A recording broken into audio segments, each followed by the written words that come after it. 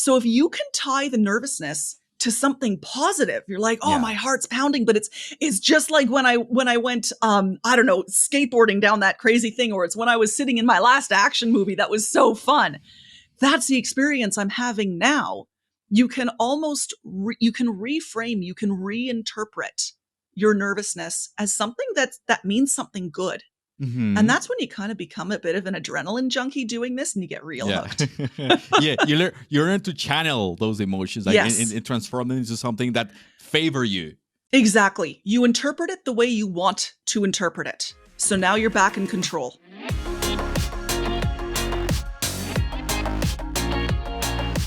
How can you just chill out and relax when you are in front of a microphone? Like, what is a good exercise or a good strategy for you to feel comfortable in front of a mic? Well, to start with, it's a lot of this is mindset. A Yes. lot of this has to do with mindset. And so whenever doing an interview, even if you're on stage giving a talk, or if you're doing a TV interview or a podcast interview, whatever it is, your goal is to have a conversation with the other person. Mm-hmm. That is your entire goal. The goal is not to create a, professionally, and by professionally, I mean like Hollywood level of production. Even if it's your business, in the moment of the conversation, that's not your goal. You will get that in the editing process. That's the time to fuss and worry about that sort of thing. But right now, what you want to do is really focus all of your attention on the conversation that you're having with the other person. And it's almost meditative. When you notice your mind wandering back to the noisy breathing, or you're worried that you're saying or ah or a filler word too many times and that's pulling you out of the moment, you don't beat yourself up. Don't say, oh no, I'm doing it again. Just redirect back to the person. So you're constantly kind of course correcting your attention throughout the whole thing. Another important thing to keep in mind is that the audience doesn't perceive these errors, these mistakes, nearly as much as you do. Everything that we do is so close, so near, so in our heads. And I can tell you from vast experience in speaking that things like ums and ahs, we don't notice as much as we think other people do. Yes. The noisy breathing, well, if both people are breathing loudly, then who cares? No, it's going to filter into background noise very, very quickly for the audience. Even making little slips of the tongue, messing up a name, saying a word wrong, needing to repeat yourself. Those are all normal human communication habits that we do when we're talking with one another. So people don't hear mistakes the same way that we think they do. They don't hear perfection the same way that we want to be perfect. So letting go of that side of things is really important. Now, that being said, you will get nervous. You will get nervous. You will. Okay. But I was expecting the but. However, here it comes. When the nerves do take over, I find that the quickest way of dealing with them is through deep breathing. So this is a counted style of breathing. What you want to do is swat a question or a comment back to the other person who you're speaking to. Let them take the reins for 5 seconds. And then it's in through the nose. You want deep diaphragmatic breaths, as I'm gesturing, even though I know people can't see it. Deep diaphragmatic breaths right around your belly button, low in the body. In for a count of 3, out for a count of 5. You want to do that breathing cycle. If you can do it twice, even better. But that slow, and I'm doing it noisily so that you can hear it, is enough to start to lower your heart rate. And if you can do it a couple of times, that's even better. You can be talking while you breathe out, but then that in breath again, slow, 1, 2, 3, through the nose. That's going to drop down your heart rate. When your heart rate lowers, your blood pressure lowers, your breathing evens out, and your brain can start to pull itself out of panic mode. So you're almost tricking your body and your brain into thinking that you're calmer than you really are. This is a technique that I frequently use on stage, that I will use if doing a TV interview, that I certainly use if I feel like I'm scrambling when I'm running my own interview and I'm interviewing other people. And I'm like, where is this breathe in, breathe out, get centered again, and then move on. But really, it really does come down, focus on the conversation, focus on the other person. The microphone isn't there, nothing else matters. Okay, I want to follow up with what you just said. And you still, I mean, you've been doing this for a long time. You're an expert at this, but you do still get nervous sometimes. Oh, you bet I do. So I think it's also important to take into account that this is a natural reaction because we are setting ourselves in an environment that maybe we are not familiar with. Yep. And you need to embrace that as part of the process. It's not something that you can eliminate. I mean, it gets easier, of course, like the more you practice, but you need to embrace that it's going to be there. It's just part of like how human people react to different situations.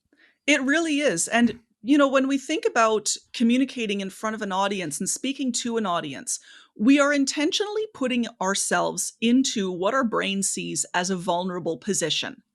We are letting people focus on us. If it's live, you've got all of these eyeballs looking at you, which is very nerve-wracking. But even in a situation like this, where we're recording and, it's just you and I right now. Of course, it'll be the listeners very soon, but right now it's just you and I. We still feel that pressure of being on stage, of being in the center of attention. And for most people, that's very vulnerable. That's very uncomfortable. And this is like back of the brain, like caveman brain sort of reaction. So it's normal for people to get nervous. I of course I am an associate of a lot of professional speakers. We spend a lot of time in front of audiences. Yes, we get nervous, sometimes more than others. If something was going wrong with the talk or there was a technology failure or we're just tired because you had a bad night, you might be more likely to get nervous. And other times you go out as cool as a cucumber, but it will vary. So don't be upset if you do get nervous. That is normal. There's nothing wrong with you. I was thinking of that recently. I was recording an interview for my own YouTube channel, and I was I was really worked up about interviewing this person. It was a sensitive topic. I deeply respect the woman that I was interviewing. I really wanted to create a good experience for her. So I got myself all worked up before the interview. And then the interview started. I was good to go. And she said, "Oh, by the way, my name is pronounced Tanya, not Tanya." And I had been recording the pre-show saying Tanya, and that little difference, that little thing, she wasn't upset. She wasn't mad at me that I had mispronounced her name, but that little thing, it's Tanya, not Tanya, threw me off like you wouldn't believe. We had to record her introduction like 5 different times because I kept screwing up and then I'm swearing to myself. And then my brain's like, you really want to make a good impression on her, Lauren. What are you doing? Which just spiraled out of control. So I took a second, I breathed, we laughed about it, and we moved on. Yes. And by the end, it was great. Yeah, I think it's as you mentioned a few seconds ago. It's focus on the conversation. Focus on the conversation. I think something similar happened to me a few days ago. I interviewed Joe Pulizzi, who is a very well-known author. Maybe you know him. Yep. I know his work, and I was fangirling. Literally, I was fangirling before the interview, and I was like, okay, I gotta chill out. I gotta relax. I gotta behave. I gotta be a grown man here. And I was able to relax and like to bring my anxiety down a bit. And then it was like 2 people talking and having it was a really fine, a very nice conversation. We laughed, we exchanged ideas, and it was a very natural conversation. So and the other thing I want to point out, Lauren, is like in my experience, because I was a teacher. Okay, there are 2 things. I'm an introvert. And I was a teacher, so like there is a kind of a clash there because you have to face audiences very often. That nervousness fades away after 3 minutes or 5 minutes. Like it goes away. Down or disappears. It goes away. Your brain recognizes that you're not in immediate danger. Yes. There is no tiger in the room salivating, ready to eat you. And then the nervousness goes away. It's those first few minutes where it's most intense. And that's the truth with just about everyone. What I find is that many people who enjoy what we're doing right now, or they enjoy speaking, they enjoy that content creation, what others see as nervous, what others experience as nervous, they experience as excitement. So Mm-hmm. one reframing technique that I really like that you'll hear in a lot of circles actually is that when your heart's pounding, when you're feeling all fluttery and you're saying, oh, this is awful, I'm so nervous, I'm about to screw up, those fluttery feelings, that heart pounding, that is the exact same physiological response that we get when we're really excited about something. Mm-hmm. You know, you're going to go skiing, you're going to hit the slopes ready to fly down that mountain at, 30 kilometers an hour or something. It's the same physiological reaction. So if you can tie the nervousness to something positive, you're like, oh, Yeah. my heart's pounding, but it's just like when I went I don't know, skateboarding down that crazy thing, or it's when I was sitting in my last action movie that was so fun. That's the experience I'm having now. You can almost you can reframe, you can reinterpret your nervousness as something that means something good. And Mm-hmm. that's when you kind of become a bit of an adrenaline junkie doing this and you get real Yeah. hooked. Yeah. You learn to channel those emotions, like, Yes, and transform them into something that favor you.